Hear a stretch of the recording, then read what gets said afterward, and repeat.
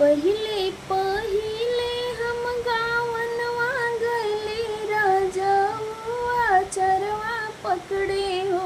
हे राजाया बही मोलड़ी का दान दर्दिया कैसे सहब हो। हे राजाया बही मोलड़ी का दान दर्दिया कैसे साहब हो।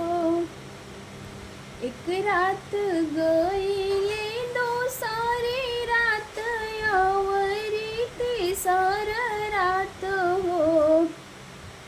ललनाया चक में उठेला दर्दिया दर्दिया जियरा व्याकुल हो। ललनाया चक में उठेला दर्दिया दर्दिया जी व्याकुल हो। धीर धरा ए धना धीर धराया वरु धीरजा धरा हो। ए धना गाजीपुर से डॉक्टर बोलावाइब दर्दिया वाइब हो।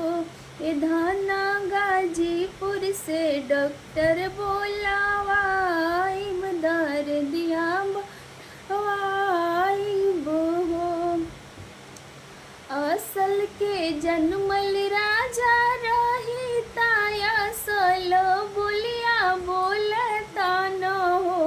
हे राजा तू तो हुआ दो गला के जनमल दो गलवे बोलेला हो। हे राजा तू तो हुआ दो गला जनमल दो गलवे